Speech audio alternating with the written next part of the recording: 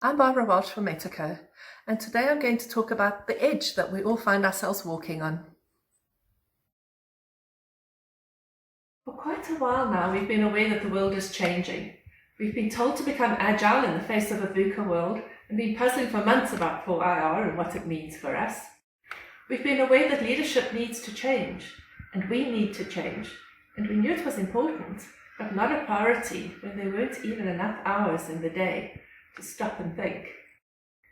And then, all of a sudden, a tornado called coronavirus swept us all up in its path, and all of our plans and strategies fell by the wayside, disrupting everything and forcing us to change fast. No time to resist and no time for change management.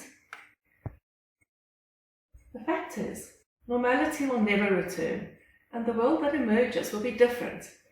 It will take a good couple of years for economies to recover, and in that time, we've got to figure out an unusual way forward using fresh thinking with little to guide us.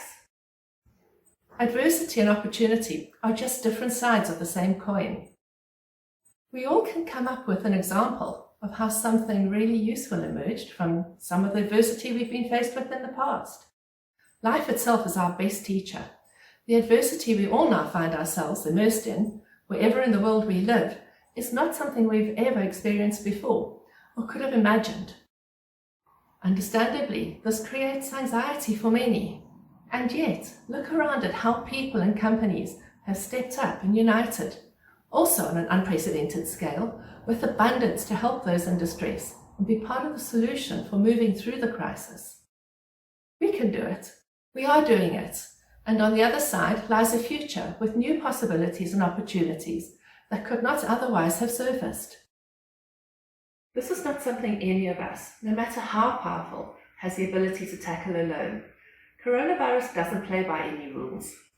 And actually, it's a metaphor, a strong one, for the world we find ourselves in now. Today's world is just too complex for any heroic leader to produce a miracle. Systemic leadership, on the other hand, allows for collective effort to deliver results that are significantly more than the sum of the parts. In a rapid shift that can only be described as astounding, today we're seeing leaders from governments and business putting aside their own interests and collaborating alongside charities and volunteers, ordinary people that have stepped up as they work innovatively together, faster than ever before, for the greater good of humanity. The power to create change rests in each one of us and in all of us. All we need to ask is, how can we contribute to this situation in ways that deliver value and that will really make a difference? As a first step, that requires us to ask, how do I need to think differently from now on? In the midst of indefinite, very probably permanent uncertainty, one thing will always remain certain, and that is the power we have as individuals and as teams to control how we respond to whatever is going on out there. And as we change our thinking, we become more resourceful, and delightfully unexpected ideas, possibilities, and solutions emerge. We can't do much about situations like coronavirus, but we can transform ourselves to use these challenges as a conduit for achieving extraordinary outcomes that enable a better world and society.